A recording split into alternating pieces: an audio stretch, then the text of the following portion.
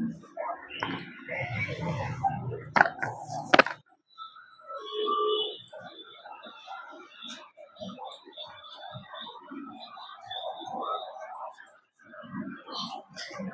साथियों, मैं ममता राणा हार्दिक स्वागत करती हूँ आपके अपने यूट्यूब चैनल स्टडी विद ममता राणा में।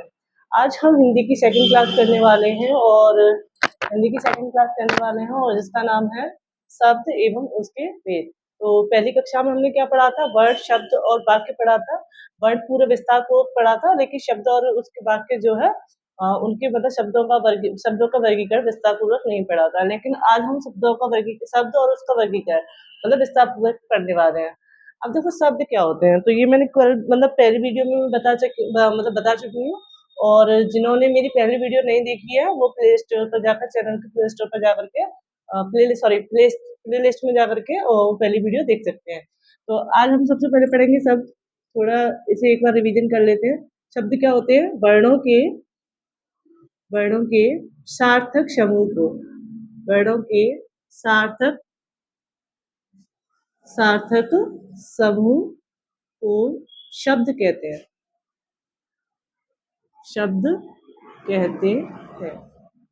मतलब वर्णों के सार्थक समूह को क्या कहते हैं?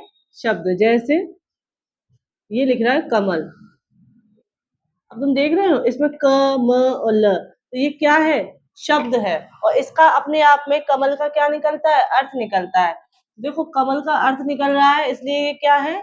शब्द है। और ये कैसा शब्द? मतलब शब्द है और सार्थक शब्द है जिसका अर्थ निकल रहा है, तो हम ये इसे शब्द कहेंगे। अब देखो, अब हम क्या पढ़ेंगे? शब्दों का वर्गीकरण। अब क्या पढ़ेंगे हम? शब्दों का वर्गीकरण।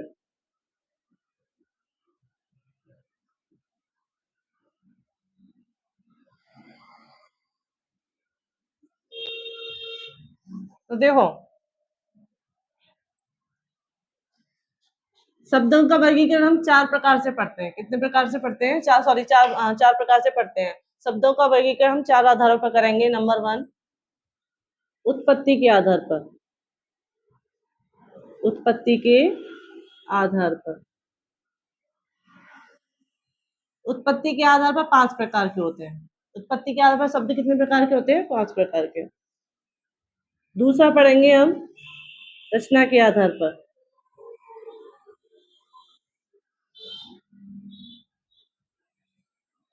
रचना के आधार पर कितने होते हैं? रचना के आधार पर होते हैं 3। तीसरा पढ़ेंगे अर्थ के आधार पर।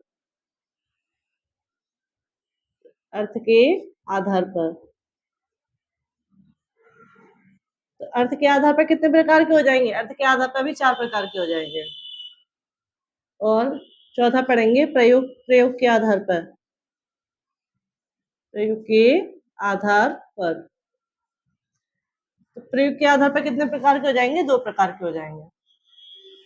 ठीक है, पहले पढ़ेंगे उत्पत्ति के आधार पर, फिर पढ़ेंगे रचना के आधार पर, फिर पढ़ेंगे अर्थ के आधार पर, और फिर चौथा वाला पढ़ेंगे प्रयोग के आधार पर। तो ठीक है, अब सबसे पहले हम यहाँ पर पढ़ेंगे उत्पत्ति के आधार पर शब्द कितने प्रकार के होते हैं। तो अभी बताया मैंने कितने प्रकार के होते हैं? 5 प्रकार के। ठीक है, और रचना के आधार पर शब्द कितने प्रकार के होते हैं? 3 प्रकार के। और अर्थ के आधार पर शब्द कितने प्रकार के होते हैं? 4 प्रकार के। और प्रयोग के आधार पर शब्द कितने प्रकार के होते हैं?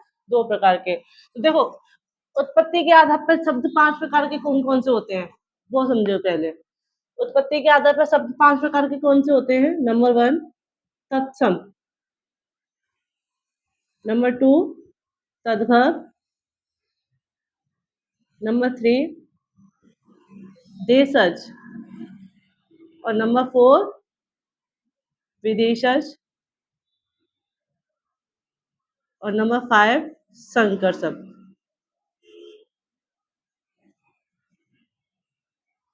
संकर शब्द देखो ये होते क्या है। अब ये देखो तत्सम शब्द क्या होते हैं? संस्कृत के शब्द होते हैं। और संस्कृत हिंदी भाषा में संस्कृत के ही मतलब जैसे संस्कृत में है वैसे ही हिंदी भाषा में प्रयोग किए जाते हैं, बिना बदले संस्कृत भाषा के शब्द हिंदी भाषा में यूं ही एज इट इज ऐसे ही प्रयोग किए जाते हैं, उन्हें हम तत्सम शब्द कहते हैं। अब वो तद्भव शब्द क्या होता है? तद्भव शब्द मतलब संस्कृत भाषा के वे शब्द जो हिंदी में परिवर्तन करके आए हुए हैं, मतलब हिंदी में अपने मूल रूप से परिवर्तन करके मतलब परिवर्तित हो गए और अपने मूल रूप से परिवर्तित होकर के मतलब जो जन्म मतलब हिंदी भाषा में परिवर्तन हो गए हैं और उनको हम तद्भव शब्द कहते हैं।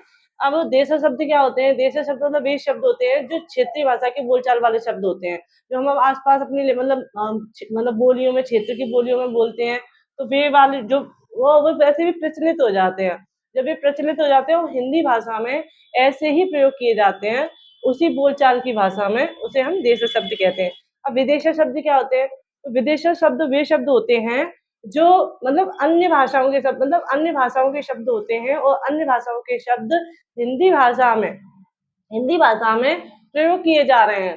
चाहे फिर वो कैसा भी शब्द हो, अंग्रेजी का शब्द हो, उर्दू भाषा का शब्द हो और किसी भी मतलब मराठी भाषा का शब्द मतलब मराठी का तो नहीं होगा, मराठी का मतलब चलो नहीं होगा, लेकिन ज़्यादातर अंग्रेजी की भाषा के शब्द ज़्यादा यूज़ किए जाते हैं।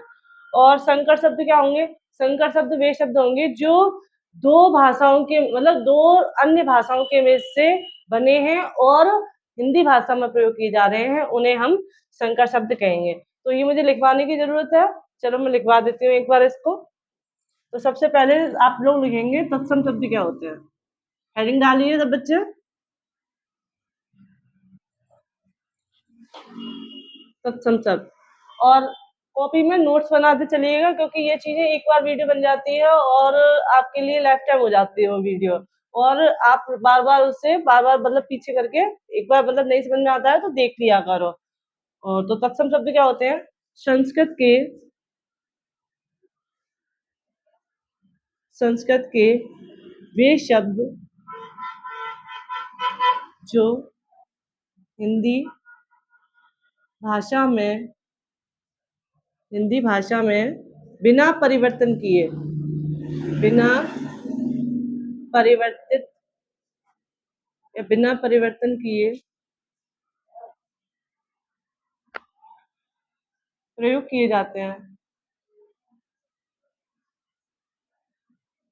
प्रयोग किए जाते हैं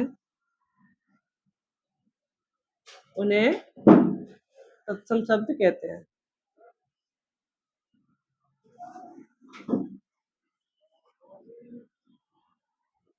अब हम पढ़ेंगे तद्भव शब्द क्या होते हैं।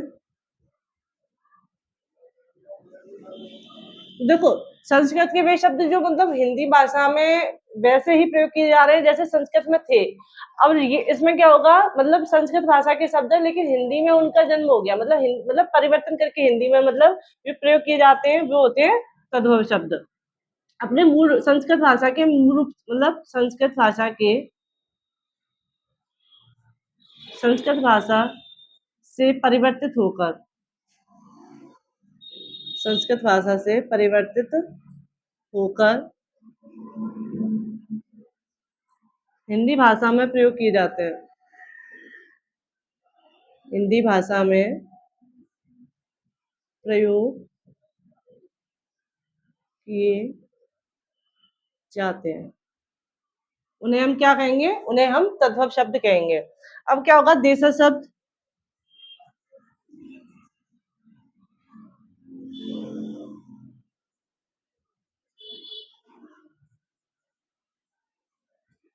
देशी शब्द भी होंगे मतलब जो अपनी बोलचाल जो क्षेत्रीय भाषा में प्रयोग किए जाने वाले शब्द देशज शब्द होंगे। बोलचाल की भाषा के शब्द बोलचाल या क्षेत्रीय भाषा के शब्द क्षेत्रीय भाषा के शब्द देशज शब्द कहलाएंगे।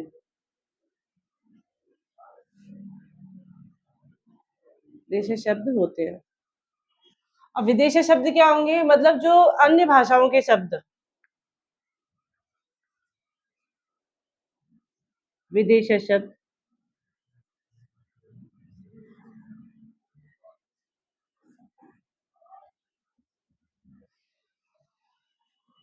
अन्य भाषाओं के शब्द अन्य भाषाओं के शब्द विदेशी शब्द होते हैं।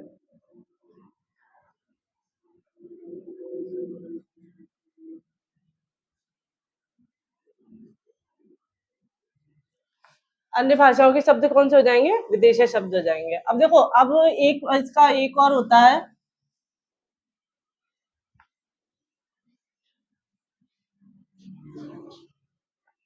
इसका 5 टाइप होता है संकर शब्द। संकर शब्द क्या होते हैं कि मतलब जो दो भाषाओं या दो से अधिक भाषाओं के मेल से बने शब्द, जो दो भाषाओं के मेल से मेल मेल से बनते हैं, उन्हें संकर शब्द कहते हैं।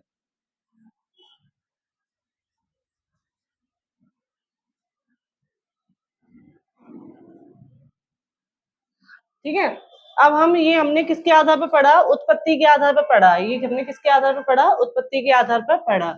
अब हम पढ़ेंगे रचना के आधार पर। हेडिंग डालिए। दूसरा पढ़ेंगे रचना के आधार पर।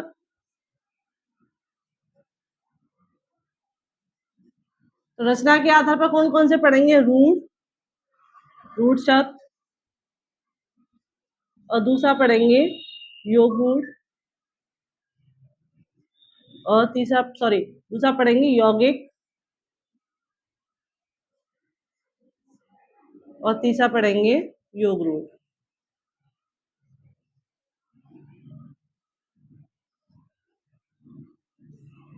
जल्दी हेडिंग डालिए।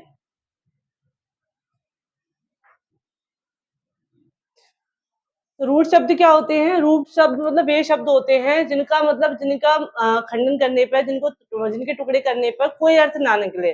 मतलब रूट शब्द क्या होंगे? जिनके टुकड़े करने पर कोई अर्थ ना निकले, कोई अर्थ ना निकले, कोई अर्थ ना निकले। जैसे कि मान लो मैंने लिखा कल, कल लिखा क और ल। अब मैं इसको तोड़ दूं, क अलग कर दूं और ल अलग कर दूं, तो का क्या कोई अपने आप में विशेष अर्थ है? नहीं है। और ला का भी है? नहीं है। तो ये मतलब ये किस में आएगा? ये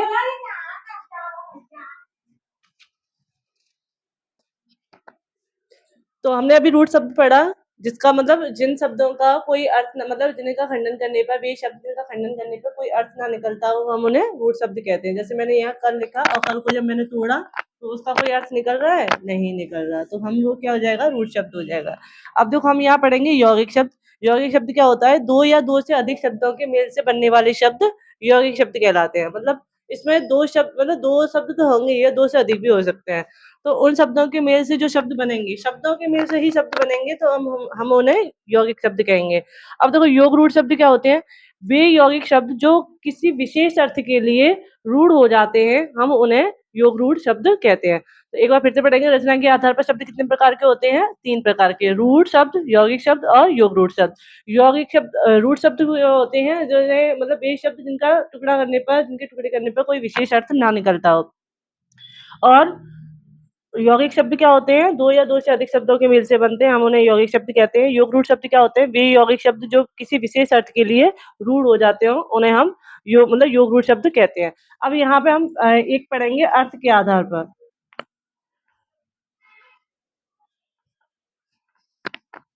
अब यहाँ हम तीसरा पढ़ेंगे, बस एक टॉपिक और रह गया है, अर्थ के आधार पर। तो देखो, अर्थ के आधार पर भी मैंने कितना बताया था? अर्थ के आधार पर, अर्थ के आधार पर शब्द जो होते हैं 4 प्रकार के होते हैं। एक होता है एकार्थी शब्द। एकार्थी शब्द। एकार्थी शब्द क्या होते हैं? मतलब जिन शब्दों कोई कुछ लिख रहा है और उसका एक ही अर्थ है, विशेष एक ही अर्थ है, और हम उन्हें एकार्थी शब्द कहेंगे। जिनका एक ही अर्थ हो, जिनका एक अर्थ हो, मतलब एक ही निश्चित एक ही अर्थ हो, निश्चित एक ही अर्थ हो, तो हम उन्हें क्या कहेंगे? एकार्थी शब्द। और दूसरा होता है अनेकार्थी शब्द। तो देखो, अनेकार्थी शब्द क्या होंगे? ये शब्द जिनके अनेक अर्थ हों, जिन शब्दों के अनेक अर्थ हों, अनेक अर्थ हो, हम उन्हें अनेकार्थी शब्द कहेंगे। अब देखो, अब हम पढ़ेंगे पर्यायवाची शब्द। पर्यायवाची शब्द का दूसरा नाम होता है समानार्थी शब्द, मतलब जो वे शब्द जो समान अर्थ प्रकट करते हो, वे शब्द जो समान अर्थ प्रकट करते हो, समान अर्थ प्रकट करते हो, उन्हें हम कहेंगे पर्यायवाची शब्द। और एक होता है विपरीतार्थी शब्द। विपरीतार्थक, विपरीतार्थक शब्द मतलब वे शब्द जो एक दूसरे का उल्टा अर्थ प्रकट करते हो, उल्टा अर्थ प्रकट करते हो। तो देखो, क्या होते हैं अर्थ के आधार पर? 4 प्रकार के होते हैं। एकार्थी शब्द जिनका एक ही निश्चित अर्थ निकलता हो। अनेकार्थी शब्द जिनके एक से अधिक अर्थ निकलते हो। पर्यायवाची शब्द क्या होता है? जो समान अर्थ प्रकट करते हो। और विपरीतार्थक शब्द क्या होता है? जो एक दूसरे का उल्टा अर्थ देते हो, उन्हें हम विपरीतार्थक शब्द कहते हैं। और ये शब्दों का वर्गीकरण किसके आधार पर था? अर्थ के आधार पर था। अब लास्ट पढ़ेंगे हम,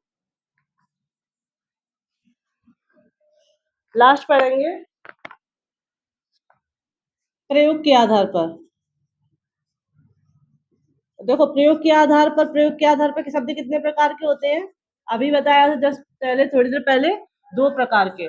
प्रयोग के आधार पर शब्द कितने प्रकार के होते हैं? 2 प्रकार के। नंबर 1 विकारी शब्द, विकारी शब्द, और दूसरा होता है अविकारी शब्द। देखो, विकारी शब्द और अविकारी शब्द में क्या अंतर है? थोड़ा सा ही अंतर है। वे शब्द जो लिंग वचन और कारक के अनुसार अपने रूप में परिवर्तन कर लेते हैं, अपने रूप में परिवर्तन कर लेते हैं, उन्हें कहेंगे विकारी शब्द। और वे शब्द जो लिंग वचन कारक के अनुसार अपने रूप में मतलब परिवर्तन नहीं करते, जो मतलब अपने रूप में परिवर्तन नहीं कर रहे हैं, वे होंगे अविकारी शब्द। मतलब जो मतलब परिवर्तन हो जाता है लिंग, वाक्य में लिंग वचन कारक के अनुसार या कारण के कारण अपने रूप को परिवर्तन कर लेते हैं, रूप को परिवर्तित कर लेते हैं, परिवर्तित कर लेते हैं। जैसे मैंने एक शब्द लिखा लड़का, लड़का, तो लड़का से क्या बन जाएगा? लड़के बन जाएगा, लड़की भी बन जाएगा, लड़कों भी बन जाएगा। तो ये क्या है? इसने अपना रूप परिवर्तन कर लिया। अविकारी शब्द क्या होते हैं? जो अपना रूप परिवर्तन नहीं करते, जो वे शब्द जो अपना रूप परिवर्तन नहीं करते, रूप परिवर्तन नहीं करते, लिंग वचन कारक के अनुसार करते हैं, उन्हें क्या कहेंगे? अविकारी शब्द कहेंगे, अविकारी शब्द कहेंगे। तो देखो, अविकारी शब्द क्या होंगे? मतलब जो वे वाक्य में लिंग वचन कारक के अनुसार अपने अर्थ में परिवर्तन नहीं कर रहे हैं, वे शब्द वे होंगे तुम्हारे अविकारी शब्द। जैसे इसमें हो गया और, क्या और का कभी कोई परिवर्तन होता है किसी और शब्द में? नहीं होता। ठीक है। तथा, धीरे धीरे, तो ये शब्द क्या हो जाएंगे? ये वे शब्द हो जाएंगे जो अपने रूप में परिवर्तन नहीं कर रहे। तो ये अविकारी शब्द हो गए। तो हमने शब्द पढ़े और शब्दों का वर्गीकरण किया आज की वीडियो में। आज ये हमारी सेकंड वीडियो थी, और जिन्होंने हमारी पहली वीडियो नहीं देखी है, वो पहली वीडियो जाकर के प्लेलिस्ट में जाकर पहली वीडियो देखें। पहली वीडियो पढ़ने से ही सेकंड वीडियो समझ में आएगी कि हमने ये क्या पढ़ा है। और जिन्होंने पहली वीडियो नहीं देखी, तो उनके वो समझ में भी नहीं आने वाला है। आशा है आपको वीडियो अच्छी लगी होगी। वीडियो अच्छी लगी तो लाइक करें, सब्सक्राइब करें। Thank you, bye bye.